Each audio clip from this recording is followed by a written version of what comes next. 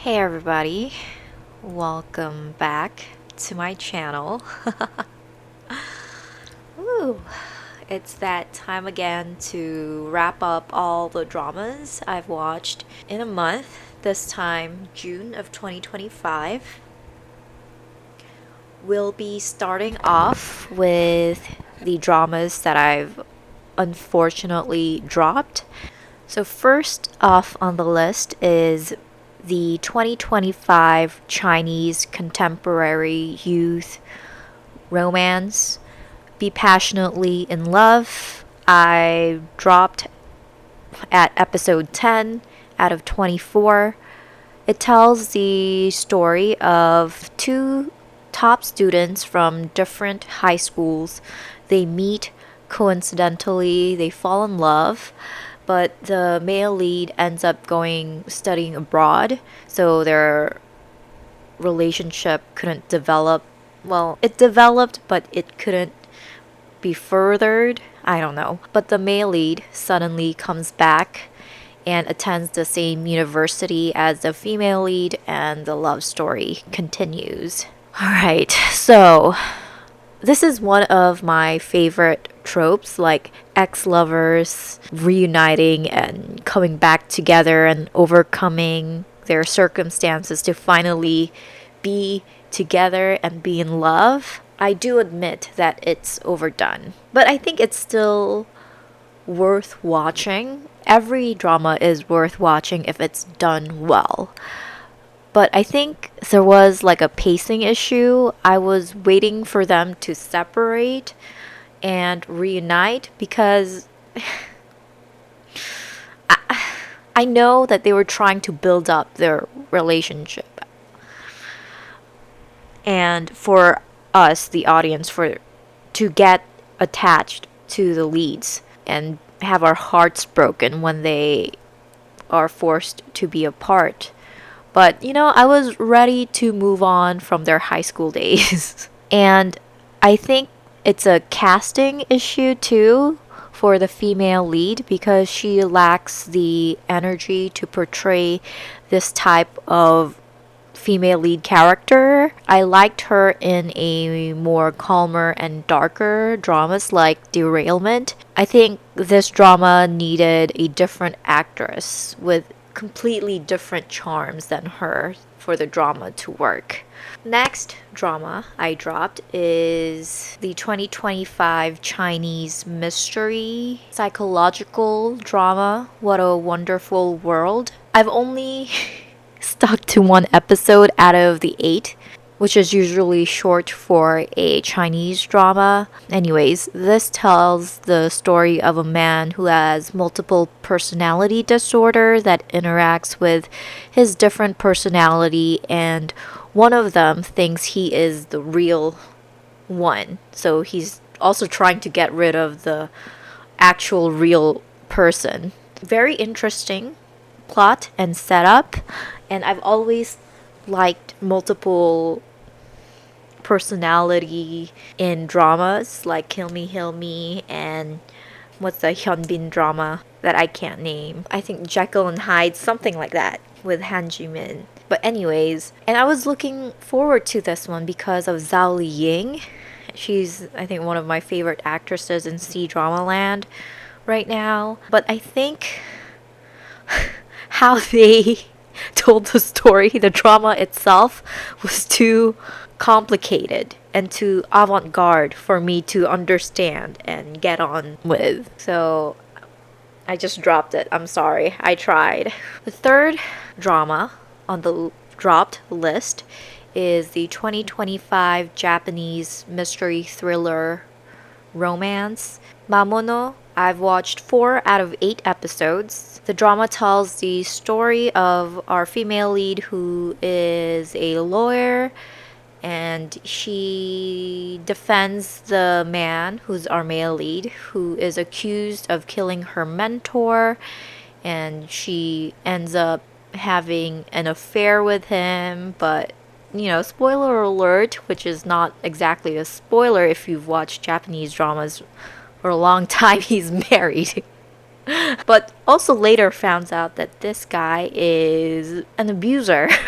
So that goes on for her. I think this is a very Japanese drama plot with everybody being in love with the male lead, which is kind of weird. But I think it portrays that type of relationship well.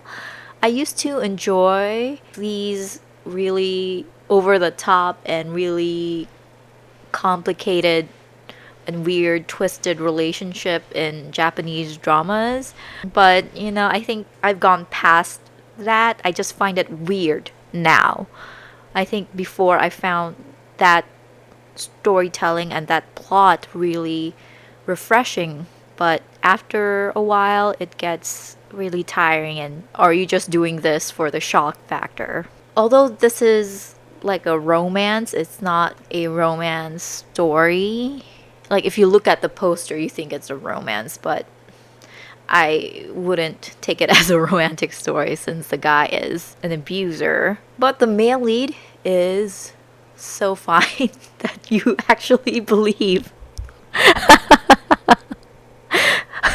Like if I were in that situation and he approaches me, do I have the confidence to reject him? I don't know.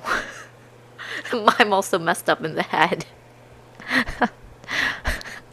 Alright, the fourth drama that I've dropped is the 2025 Chinese Xianxia idol romance feud.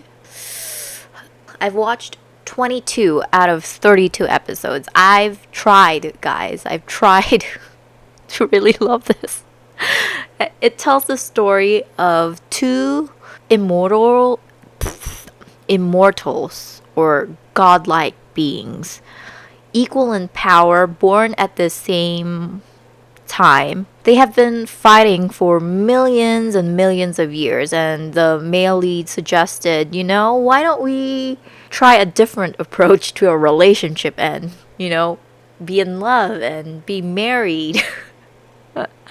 But, in these types of dramas, misunderstanding happen and difference in opinions and a grudge, or as the title suggests, a feud forms between them, which results in the female lead's spirit or the core being disappeared. It ends up in the disappearance of this other female god, who's the other half of this male god anyways. Years later, the male lead is still a god. I don't know if they presumed she was dead anyways, but the male lead meets a mortal who looks like the female lead, and that's the drama. Like I said, I really tried. There were only 10 episodes left to watch, but I think the story is unnecessarily complicated, or the way it was told is so messy and like all over the place, and too many side characters. I'm sorry, Chinese dramas should just do with a side couple and that's it. There's so many side characters. The sound effects and the background music are too on the nose, and there are too many conversational reaction scenes that have sound effects, which, I have watched dramas for a long time, and I feel like I have the intelligence to determine if the scene is supposed to be funny, or if somebody's heart is being broken on screen, or if there's tension going on, or whatever emotion, anything that's they're trying to display on screen. I think I'm intelligent enough to determine and distinguish that and realize what's happening on screen. So I hope they won't do that anymore, because for me, especially in those funny scenes, it makes it less funny. You know what I'm saying?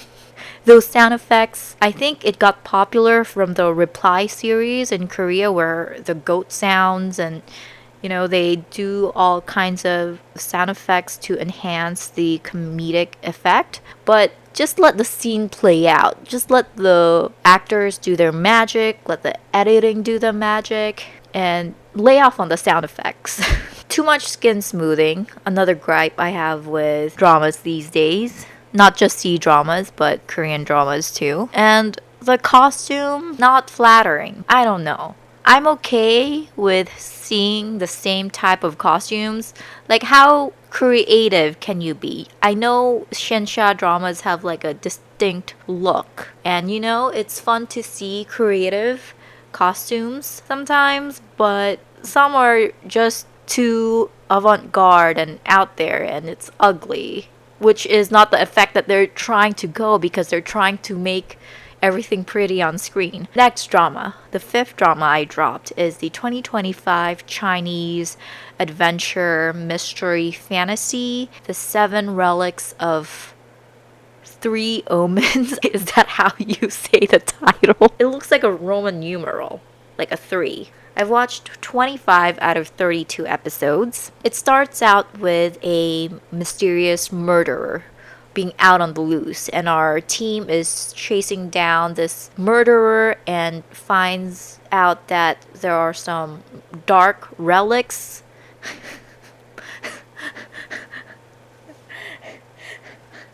I don't know how to explain the plot. I'm sorry. There are some relics that are cursed, or it has some dark energy that causes all these misfortunes. I don't mind these type of stories with fantasy elements. I've watched Tomb Raider and all the other spin-offs and related stories, and I loved it. But I can't take this drama seriously because they're fighting clams and like savages that look like half human, half beast. Visually, it's not convincing for me. And you can't say that it's because of its fantasy elements that you can't take this drama seriously. Of course, you're not supposed to put reality into the drama, but the mood of this drama, at least aesthetically, is quite dark. It's obvious that they're in cheap sets and they're using really obvious CGI. You can't blame me for not being too immersed in the drama. And unfortunately, the two leads can't act. I'm sorry, but they're not consistent with how they portray their character. And the only person out of the main gang who I'm comfortable watching is the comic relief, the fifth person. Not even, what's his name? Whatever his name is, not even him, okay? I can't. Either they're not delivering or they're doing too much. That's what I feel like. And on top of that, the writing, editing, and directing, the CG, the sound effects, and the background stories of each character is subpar. Alright, moving on. Let me drink water first.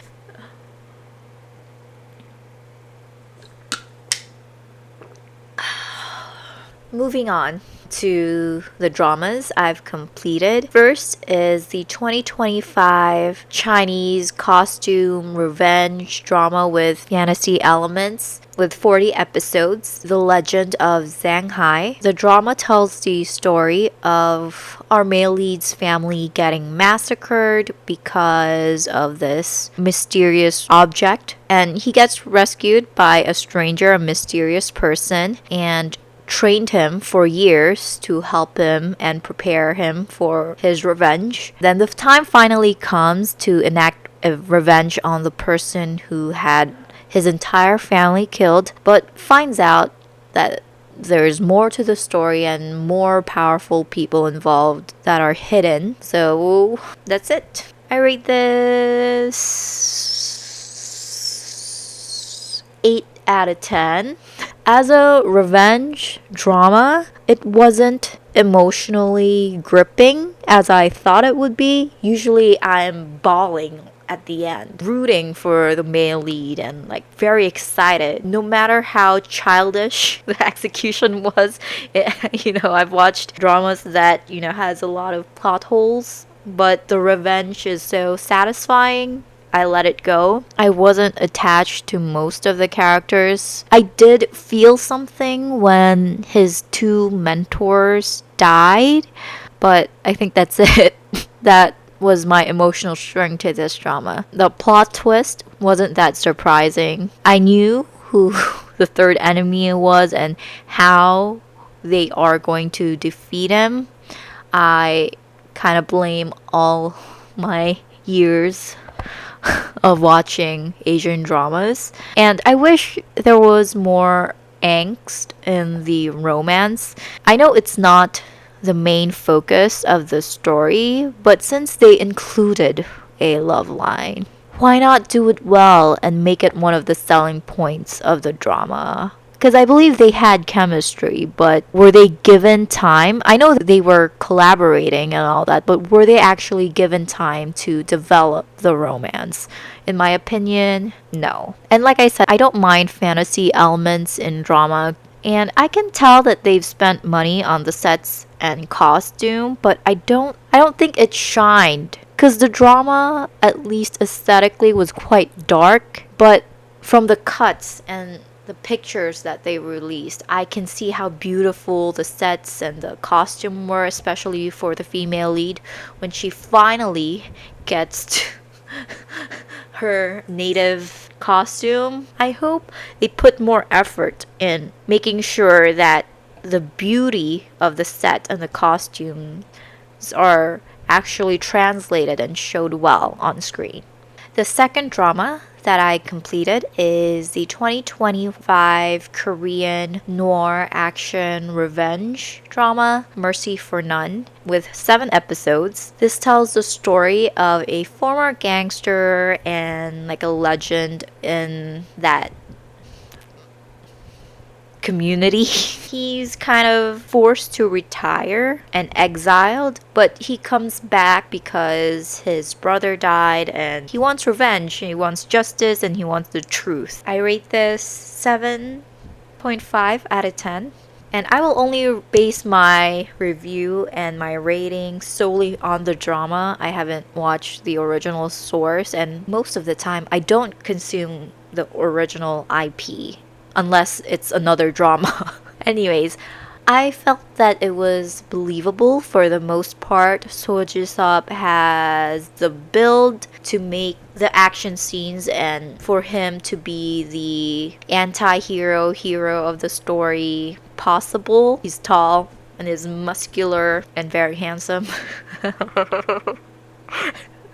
Anyways, they all look like they belong in that world, and I think they did the world building quite well. I hoped that they did not introduce guns. Then I'm going to be like, where are the freaking guns and the government? Why aren't they involved in all of this? If they just insisted that guns were not allowed or is a cowardly way to do things in that world, then I would have fully immersed myself. But when they introduced guns, then I'm like, then just fight with guns. Why fight with your hands and your bare body? And I think the writing of the final villain was not that good. Like, all he could manage to do was bring a search warrant to bring his dad down, to finally take over his empire. It wasn't satisfying as the villain. Everybody was so fine, especially our man Lee Joo-hyuk, who made a special appearance. It was supposed to be a cameo, but he stole the show for me. The third drama I completed is the 2023 Japanese contemporary workplace romance with 8 episodes, Kake Kara Hajimaru Sayonara no Koi. Our female lead is known as this Iron Lady in her workplace, and she humiliates this son of one of the major shareholders in her company, and that person is instructing our male lead, whom she has a crush on, to date the female lead and dump her in 2 months. So even knowing the truth, she willingly complies because she plans to resign anyways and everything aligned. And since she has a crush on the male lead, why not? I would too, girl. 6 out of 10, even though I enjoy the drama very much. I've watched it because of the male lead. The male lead in this drama is the second male lead for one of the dramas that I'm currently watching. This was a nice short watch to satisfy my craving for this actor. I didn't have much problem with it, and the chemistry was really good. But it was like a low budget live action adaptation of a original manga, which there are a lot these days. Japanese dramas, I don't know when they stopped making full-on romance dramas. Nowadays, it's just mostly a 20 to 30 minute web drama. I really love Japanese dramas. Sometimes I wish that they become more sophisticated in their storytelling methods. But then it would be like any other Asian dramas, and it will lack the uniqueness of Japanese dramas. Really hard crossroad to be in. Anyways, the fourth drama that I've completed is the 2017 Japanese contemporary romance Koi ga heta demo ikitemasu with 12 episodes.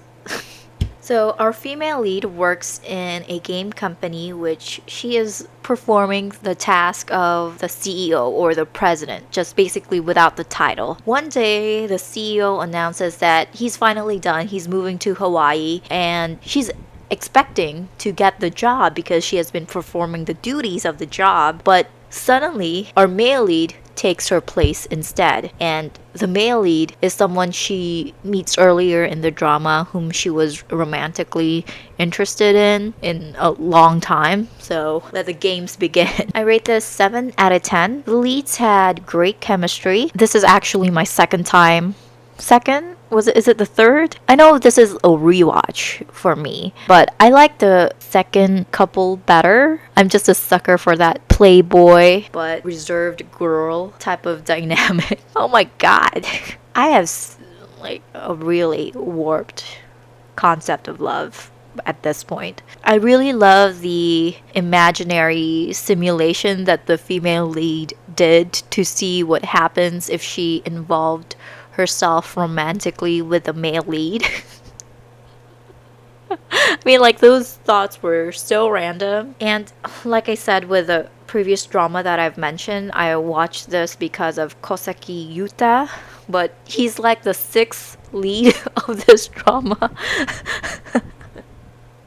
So he wasn't given enough screen time to flaunt his charm. But, you know, I like the male lead, even despite his current cheating affair with one of my favorite actresses.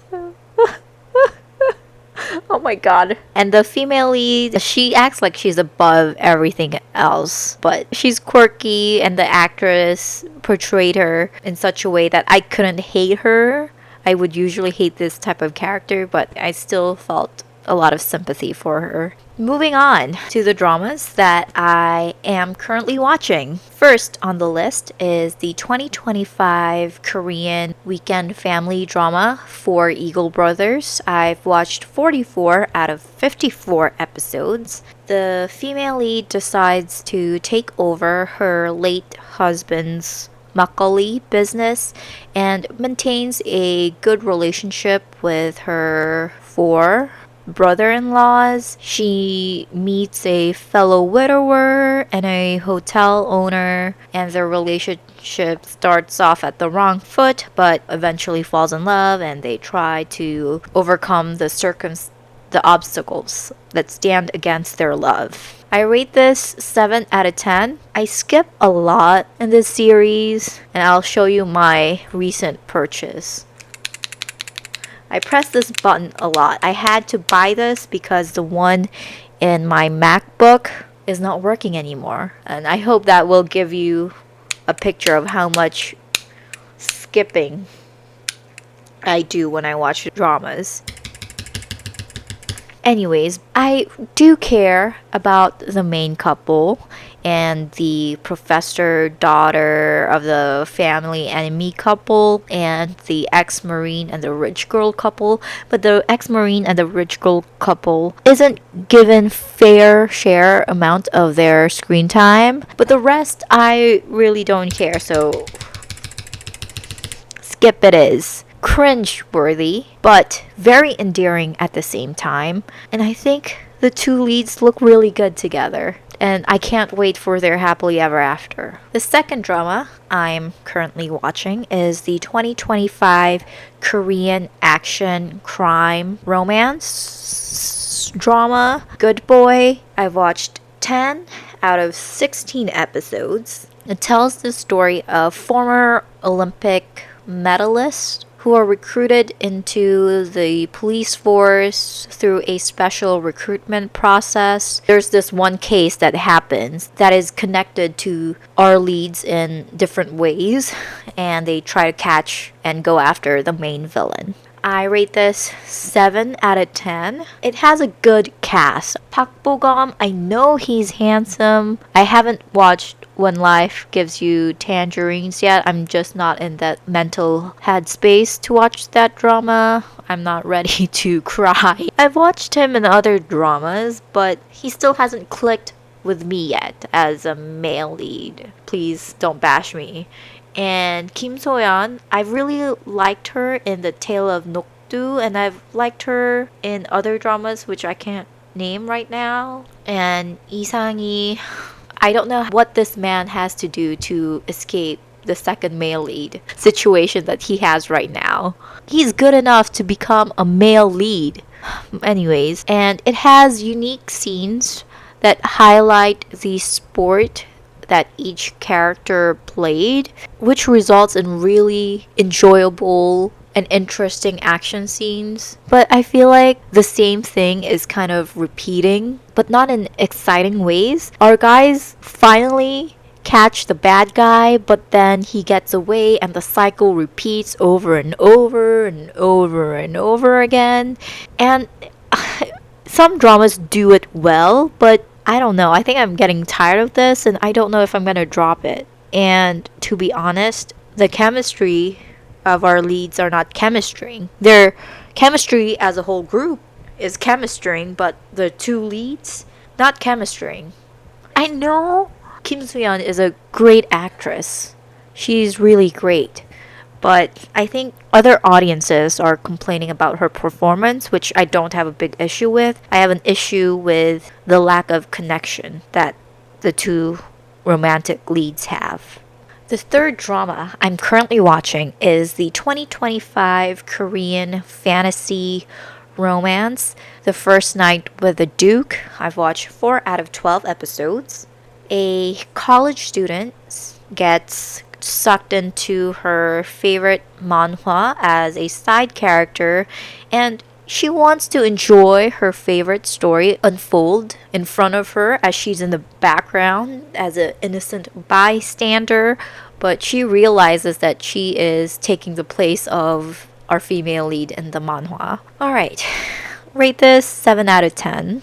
I haven't really watched Seo-hyun in a full-length drama because I really can't get over the fact that she is an idol and she still has that idol energy compared to Yuna and Soo-hyun and Yura, the other members of Girls' Generation. I just took me a long time for me to shake off that knowledge. And I feel like the drama has like a choppy editing or transition, but I think that they're trying to mimic manga or manhwa cuts, but I like to see things happen. How the male lead rescues the female lead. I like to see that process because that's where the heart fluttering happens. But I'm really enjoying the drama.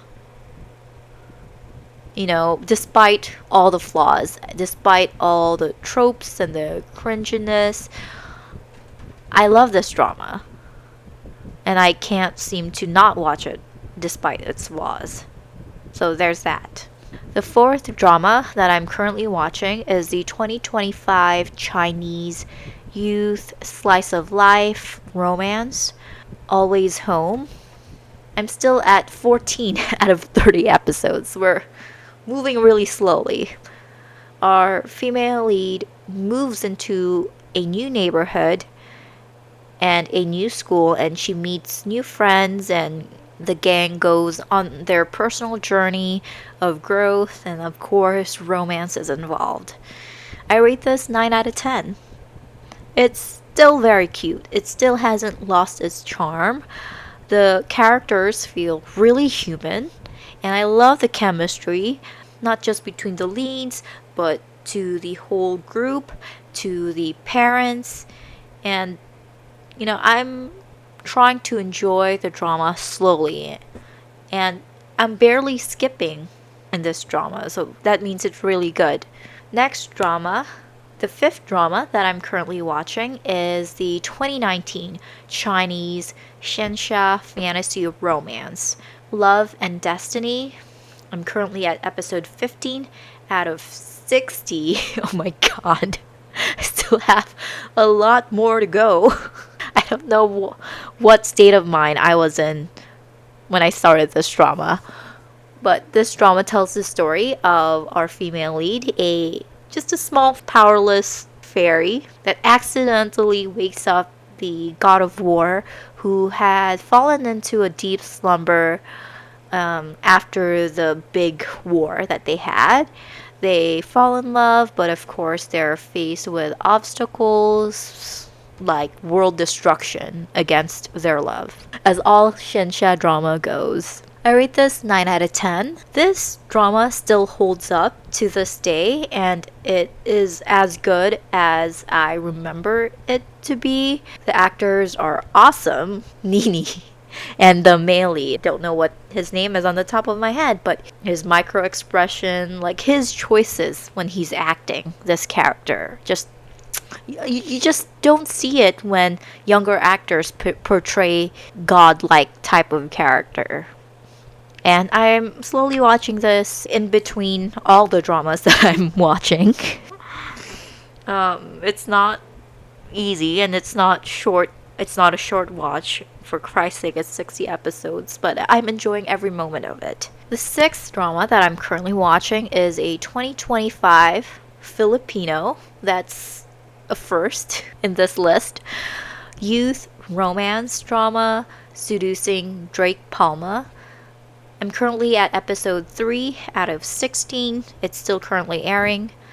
Our female lead is asked by her crush and best friend to date our male lead, Drake Palma, so that his girlfriend would come back to him and not have a chance with this Drake Palma guy. Rate this 7 out of 10. This brings me back to my Wattpad reading days.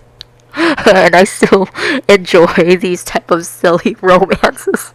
I'm 25 years old, but I'm still enjoying this really childish and cringy romance of high schoolers. But the female lead is so charming that I have to keep watching. I haven't seen much of the male lead yet, but the female lead's so cute, and they seem to have great chemistry together. The seventh drama that I'm currently watching is the 2025 Korean mystery, thriller, crime, psychological drama, Hunter with a Scalpel. I'm currently at episode 10 out of 16.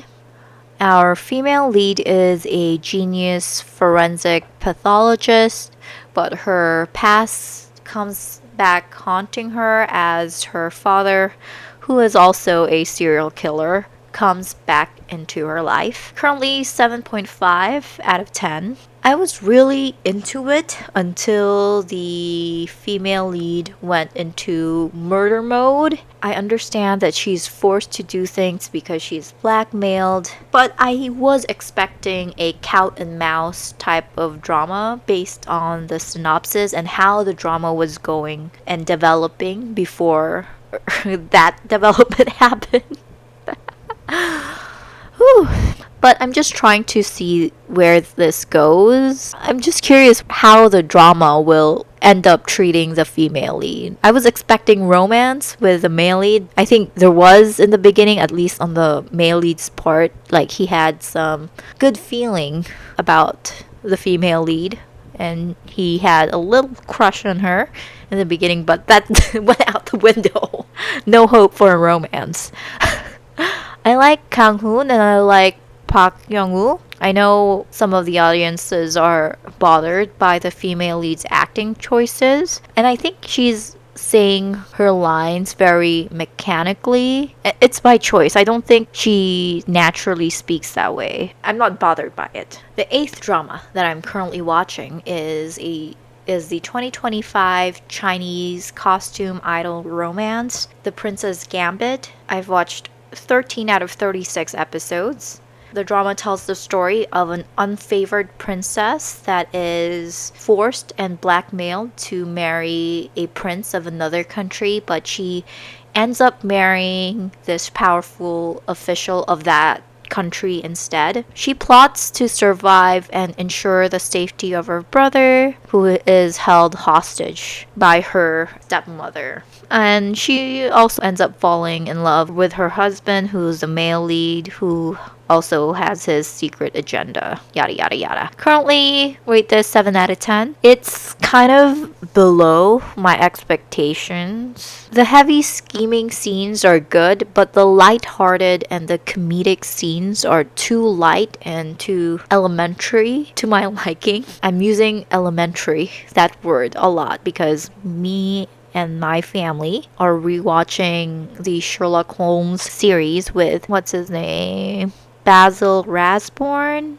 And I think we've watched like 5 of them, and they keep saying this word, elementary. Elementary, Watson. It's elementary. Anyways, I kind of read the original IP, just the first, 30 chapters or first 50 chapters in that novel. I like the fact that the female lead had to find her footing by herself and helping the male lead take down the concubines and their family before tackling and taking down the crown prince and his main wife. I was expecting that type of build-up, but they went in straight with taking down the heir or the crown prince and taking down the main wife, while I was expecting the build-up and the relationship to form trust. But I'll still watch this. I don't have anything else to watch. I'm watching 2 other dramas in between all the dramas that are currently airing that I'm watching, so might as well. I don't have a life. The 9th drama that I'm currently watching is the 2025 Chinese fantasy costume idol romance, A Dream Within a Dream. Currently 14 episodes out of 40. It tells the story of an up-and-coming actress that gets transported into her drama script. And she tries to fight and change her fate in the story, mostly by trying to kill our male lead. Currently rating this at 8.5 out of 10. This drama is so funny. I haven't watched Lee Tong in a while because the dramas she starred in, I was just not interested in them. But I forgot how good she is or how good she can be given a good script. She is so charming as an actress. Louis Ning in this type of character fits him really well, and they have good chemistry. I kind of get confused between this drama, A Dream Within a Dream, and the Princess Gambit because the Emperor is played by the same actor, and I watched the Princess Gambit first and then I watched this drama and I'm just confused sometimes when I try to watch the next episode the next day and I have to go to the previous episode to see like what was the ending exactly, how did we leave this drama at. And I'm really looking forward to this drama. The development I'm expecting and I'm hoping for is that the female lead will fall for the 9th prince before he gets revealed as this mysterious rogue wanderer. I think it's going to be really fun that way, and the angst and the emotion, I can't wait. However it's going to develop, I think I'm going to have fun watching this drama regardless. The 10th drama that is this the 10th? I don't know. The 10th drama that I'm currently watching is the 2025 Japanese fantasy romance revenge drama Watashi no Otoko Kekkon Shite. Currently at 2 out of 10 episodes. This is the Japanese adaptation for the Korean drama Marry My Husband, which has like an original IP too. Our female lead travels back in time before she gets betrayed by her husband and her best friend who's having an affair and just waiting for her death to collect her insurance money because she has cancer and she has not much to live. They're just waiting for her to die to have their happily ever after. I know, scumbags. She travels back in time before she gets engaged and before she gets married. So she sets out to live her life happily. Then suddenly she realizes that things that are meant to happen, but the key is to whom this unfortunate series of events happen to, and she is determined for her best friend to marry her husband. Dun dun dun. Like, I couldn't summarize the drama really well when I tried to summarize it in the Korean version. Finally, that came out really smoothly. My current rating is 7 out of 10. To be really honest, I really did not love the Korean version like a lot of the audiences did. And I feel like this drama is too on the nose on the storytelling and the acting. If you watch Japanese dramas, there's a unique Japanese acting that separates how actors act in other Asian dramas. I love Sato Takeru. I think I can tolerate his portrayal of the male lead character compared to his portrayal of his character in Suzuku Doko Made. I said the wrong. I think in that drama, forgive me, I know that drama has like a unique cult following, but his portrayal of the male character in that drama was a little bit greasy and too oily. He's like trying real hard to portray this cold, bossy CEO. The way his eyes were just like this the whole time in the drama. Please correct me if I'm wrong, but that's how I remember how he portrayed his character. I'm not hating on him, I really love Sato Takeru, one of the first Japanese male leads that I really fell in love with, and I loved First Love and his portrayal of that character, and I still look forward to his projects to this day, but I still wish that when portraying this type of male lead that plays into the female fantasy, he's more relaxed and more natural. Just saying. Are we at 11? I don't know. The 11th drama that I'm currently watching is the 2025 Japanese period romance Nami Uraraka ni Meoto Biori. I'm at episode 8 out of 10. This tells the newlywed life of a naval officer and his wife during like the World War II time setting era, and they're both inexperienced at love. Current rating 9 out of 10. This is a really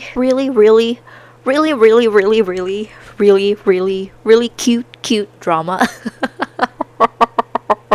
The leads have great chemistry. My opinion still stand that I wish they had a bigger budget. I love that they introduced the second couple when I felt like the lead's couple dynamic is getting repetitive, and I am a sucker for the second couple a little bit more than the first lead couple. Like I said, playboy and reserved girl dynamic.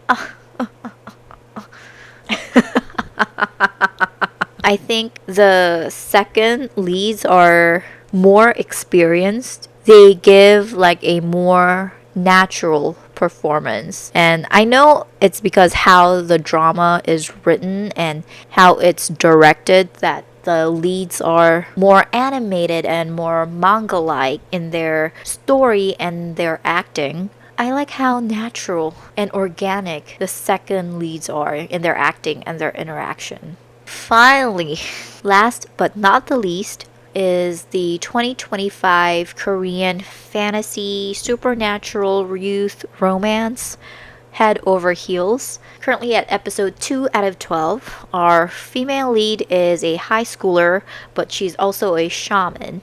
She conceals her face when she's dealing with clients.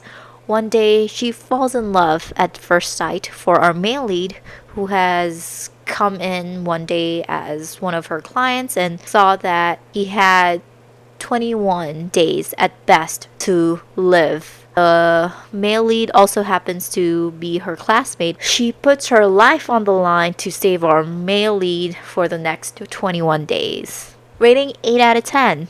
This is really cute. I really like cute dramas. To be honest, these two leads, as many dramas they've been in and starred in, haven't really clicked with me yet, especially for the female lead, but I think this will be the drama to do it. She's showing off her charms left and right in this drama. She's so freaking cute.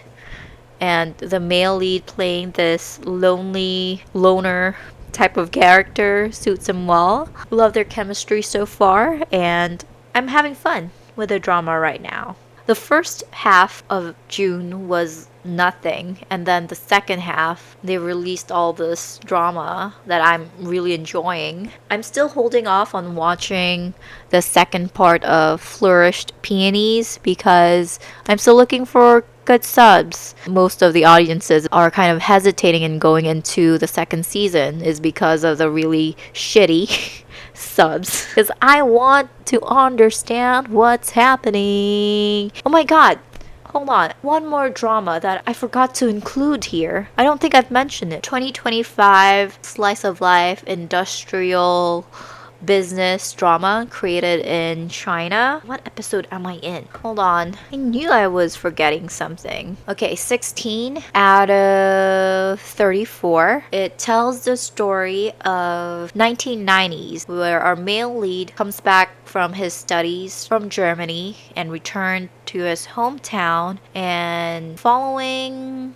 the change of times, he modernizes his father's old factory, and it's his journey to build this business up with taking advantage of the policies that created to help private businesses in the manufacturing industry. Currently rate this 8 out of 10. Zhang Xincheng proves that he can carry a drama. I know people think he's a good actor, but some of them doubted his ability to carry a drama on his own. I don't really care about what the drama is trying to portray. I'm here for the romance. I'm here for Song Zur and Zhang Xincheng and their chemistry, but the drama really sucks you in. Even though you're not here for the Industrial Revolution in China, I think the storytelling forces you to watch it. Song Zur has such a female lead energy. You know that Song Zur is the female lead and she's going to end up with a male lead. But the male lead also had other potential love interests, but none of them had the energy and the force that Song Zur had. That is it for June. I haven't watched any of the popular, really well-made slice of life dramas because I'm not in the right headspace. That's it. I'm looking forward to Asian dramas in July. I think there's a lot to look forward to. Bye, everybody. See you next time.